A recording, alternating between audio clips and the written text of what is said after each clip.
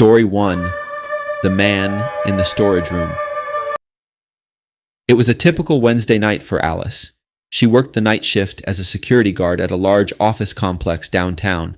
It wasn't the most thrilling job, but it paid well, and Alice appreciated the solitude. The building, empty after 8 p.m., often felt eerie, especially when the hum of the fluorescent lights echoed off the vacant corridors. But Alice had been doing this for months now, and had gotten used to the odd creaks and shadows that seemed to dance in her peripheral vision. Her nightly routine involved walking the perimeter of the building, checking for any signs of break-ins or malfunctioning security equipment. After that, she would sit in the security office and monitor the cameras for a few hours, occasionally doing another round before the morning crew arrived. One night, everything seemed normal at first. Alice made her rounds, noting nothing out of the ordinary. The parking lot was empty, the doors were locked, and all seemed quiet. As she returned to her desk to watch the cameras, something caught her eye. The storage room on the basement floor had a light on, which was strange because no one ever went down there after hours.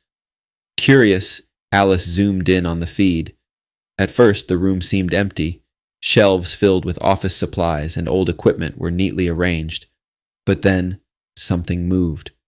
Alice's heart skipped a beat as she saw a figure standing at the far end of the room, facing the wall. It was a man, tall and motionless, dressed in a suit. Her first thought was that someone must have snuck in, but there were no alarms triggered, and the building was locked tight. She rewound the footage to see if she had missed something. The figure had appeared out of nowhere. One moment the room was empty, and the next, he was just there, standing completely still. Alice's fingers hovered over the phone to call the police, but she hesitated. Something about the man seemed off. His back was too rigid, his posture unnaturally stiff. She decided to investigate, thinking perhaps it was just a trick of the light or some kind of prank. Armed with her flashlight and walkie-talkie, Alice made her way to the basement. The air was colder down there, and the silence was heavy. As she approached the storage room, she could see the light still on through the small window in the door. She hesitated for a moment before opening it. The room was empty. The shelves were as they appeared on the camera, the same supplies stacked neatly in place, but there was no sign of the man. Her heart raced as she scanned the room. She checked behind the shelves, inside the cabinets, but nothing. Confused and unsettled, Alice returned to the security office. When she looked at the camera feed again, the man was back. He stood in the exact same spot, facing the wall. This time, Alice didn't hesitate. She called the police, explaining that an intruder was in the building. They arrived quickly, searching the entire complex from top to bottom, but found no one. The camera footage, however, showed the man in the storage room until just before the police arrived, when he simply disappeared again. Alice never worked another night shift after that. Story 2. The Elevator to Nowhere. John had been working as a janitor in an old hospital for over 5 years. The building was partially abandoned, with some wings closed off, but the night shift still required cleaning the active areas. Most nights were uneventful, though the hospital had a reputation for being haunted due to its long history and tragic past. John wasn't one to believe in ghosts. The strange noises that echoed through the halls, the flickering lights, and the occasional whispering sound, he chalked them up to old building creaks and overactive imaginations. He'd laugh at the other staff's ghost stories, dismissing them with a wave of his hand. But one night changed everything. It started like any other. John was pushing his cart down a dimly lit hallway, his footsteps echoing in the empty space. As he passed the old wing of the hospital, which had been closed for years, he heard a strange ding. It was the elevator. The elevators in the abandoned wing hadn't worked in ages, or so he thought. But when John turned to look, one of the doors slid open. A chill ran down his spine as he stared at the open elevator. The lights inside flickered on and off, and the control panel seemed to be glowing faintly. Curiosity got the better of him. He approached the elevator cautiously and peered inside. There was no one there, and the buttons looked old and worn, but the display above the doors showed that it was on the ground floor. John hesitated for a moment before stepping inside. He pressed the button for the first floor, but the elevator didn't move. Instead, The doors closed with a soft hiss, and the elevator began to ascend on its own. The panel didn't indicate any floors, it was just moving upwards.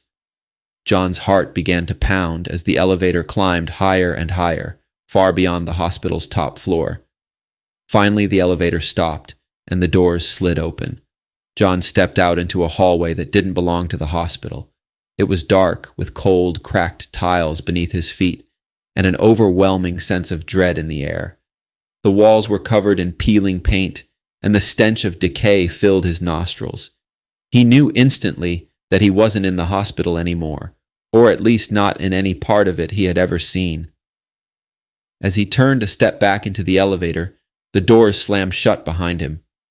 Panic surged through him, and he pounded on the doors, but they wouldn't open. He turned back to the hallway and started walking, hoping to find another way out.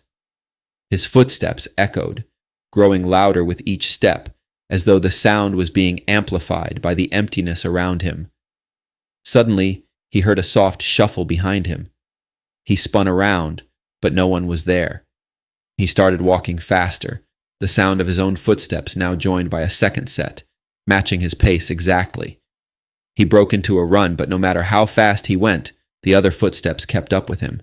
Finally, he reached the end of the hallway, where a single door stood. With no other options, John threw the door open and stumbled inside. To his relief, he was back in the hospital, standing in the familiar hallway near the janitor's closet. The elevator doors were open, but the panel was dead, as if it hadn't been working in years. He ran out of the hospital that night and never returned. Story 3. The Whispering Office. It was well past midnight when David, a junior accountant, found himself alone in the office again. His boss had given him a massive project with a tight deadline, and staying late was the only way to get it done.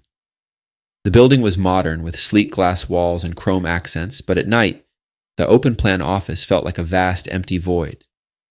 David wasn't easily scared, but there was something unsettling about being the only person left in a space meant for hundreds. The hum of computers and the occasional rustle of papers in the air conditioning were his only companions. Around 2 a.m., David decided to take a break. As he stretched, his ears caught something unusual, a faint whispering. He paused, listening intently. The whispers were soft, almost imperceptible, but definitely there, like a conversation happening just out of reach. David looked around, expecting to see one of his coworkers returning to pick something up.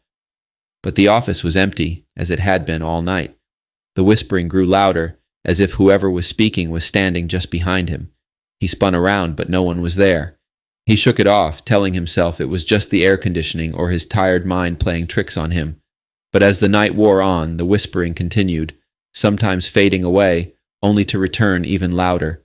It seemed to follow him as he moved around the office, always just out of sight. At one point, he thought he heard his name being called in the whispers. His pulse quickened as he scanned the room again, but there was no one. Feeling a growing sense of unease, David decided to pack up and leave for the night. As he gathered his things, the whispering suddenly stopped. The silence that followed was deafening, pressing down on him like a weight. Just as he reached the door, he heard it again, clear as day this time. "Don't go." David didn't wait to find out what would happen if he stayed. He ran out of the office, leaving behind his laptop and papers. The next day, he quit his job and never returned. These stories are a chilling reminder of how the quiet, lonely hours of the night can play tricks on the mind, or reveal something far more sinister lurking in the shadows.